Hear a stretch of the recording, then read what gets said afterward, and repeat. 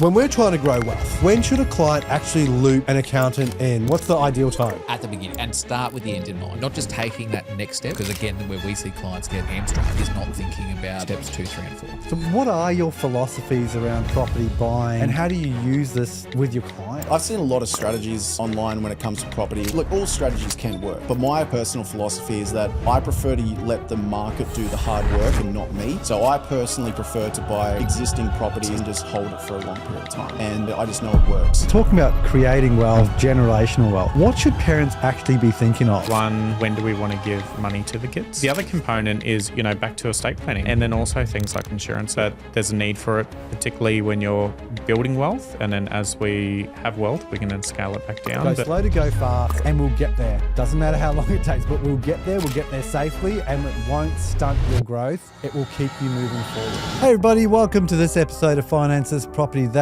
This is part 4 of my 4-part mini-series.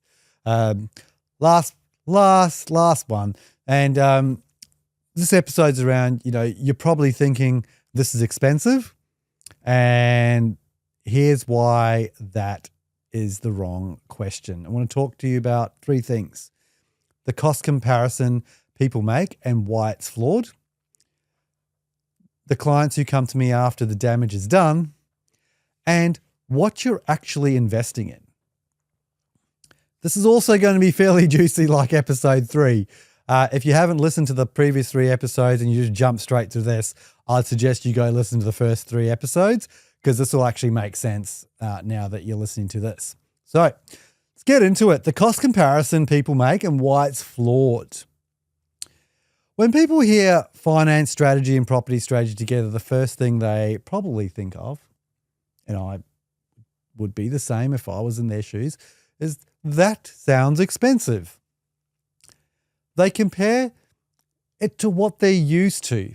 A broker who costs them nothing up front, the buyer's agent fee that they can see on the invoice, etc. But they're not actually comparing like for like. And here's why.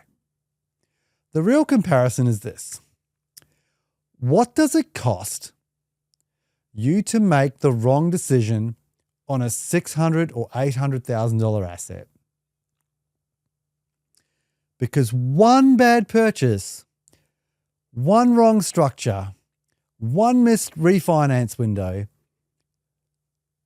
or one flawed valuation, that's not a few thousands of dollars. That's hundreds and thousands, potentially millions of dollars.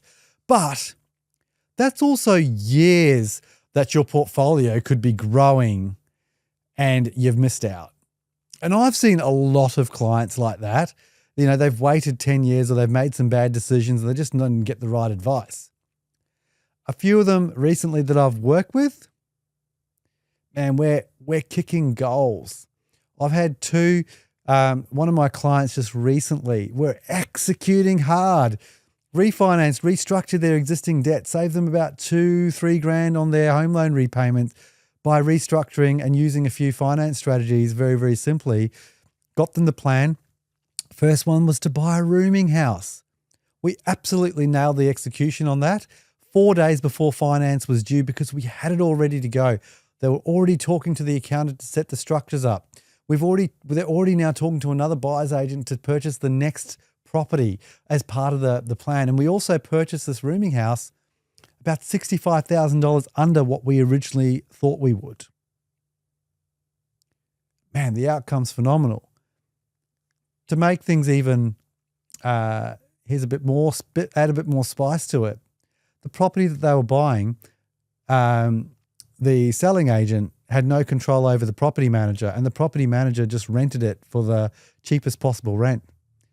Now, when you're buying a rooming house, that is absolutely flawed, because your valuation is done on the income that property produces. Luckily, I'm an expert at rooming houses. I got one of my property managers, Rachel Gibb from Upside Avenue, go check out her podcast that she's done with me, to actually really value the rents. And though most of these rents were about 30 to 20 to 30, maybe $35 per week per room short. But luckily, when we ordered the valuation, I was able to speak to the valuer, talk her through, hey, look, this is what's happening. This is why we're changing property managers, but I know we can't change them because we've just got them all leased because they just wanted to say they got it all leased. I knew that that wouldn't value up based on those leases, but luckily, with all the right people in play, we were able to get the value at contract of sale price. And the comment from the valuer was, this wouldn't have happened if you didn't know what you were doing. Those were her words. They weren't mine. Which brings me to point 2. The clients who come to me after the damage is done, and I really want to be honest about something. A big portion of the people I work with don't come to me first. And that is okay because they don't know. They don't know me, right? This is why I'm doing a podcast. People want to know me. If they like me, they like me. If they don't, they don't. They normally come to me after they've bought a property in the wrong structure, after they've hit a serviceability wall at property 2, after their accountants told them, oh, you're paying more tax than you need to for 3 years. One simple conversation right at the beginning of their journey could have avoided them. They could have avoided all that drama, could have saved money, could have built more of their portfolio. It's cost them money. People just didn't invoice you for that cost. You just didn't see it. It was that blind cost. I see plenty of people that are in the rooming house space advising wrong structure.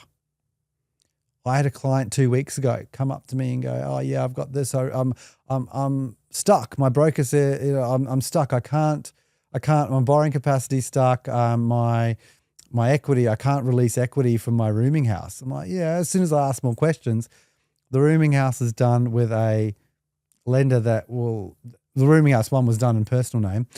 2 was done with a lender. There's only a couple of lenders that'll do it in their personal name. So 3, they were stuck. They had like $500,000 in equity that they couldn't tap because they had the wrong structure. That's a $500,000 mistake. And you're telling me that you wouldn't pay not even $5,000. I'm not saying I'm $5,000, but you wouldn't pay for the advice from the right people, your accountant, financial planner, and broker. Come on, give me a break. That's what I mean by they didn't get invoiced $500,000, but they just got stung $500,000. The last one I want to talk about is, what are you actually investing in? What myself and my team do is not a transaction. You are not paying for the loan to be written. We implement the finance strategy once you give us the go ahead anyway. You're actually investing in a clear plan that tells you exactly where you are, where you're going, and what needs to happen at each step to get there. You're getting a finance strategy, a property strategy framework, and a coordinated team around you. People who get briefed, they're aligned, and they're working with you towards your specific goal. That shouldn't be looked at as a cost. That's infrastructure for your wealth, because over time, that's actually going to make you more money than you are actually spending. The question I want to put to you is it's not whether you can afford a strategy. The question is whether you can actually afford to keep going without one. Whether you can afford to also keep going without the right team behind you. I'll leave that up to you guys to ponder. As always, the information on this podcast is very general in nature. Doesn't take into consideration your personal circumstances. If I have struck a chord in the last 4 episodes, or any of my episodes that you've listened to, pretty bloody close to 100, please reach out. Very easy to find. They're all my links are in the show notes. Instagram at Dion Finance Specialist, LinkedIn Dion Fernandez, emergefinance.com.au, and financespropertythat.com.au. But thanks for listening. Hope you got something out of this 4-part mini series, and I'll see you guys all on the next episode.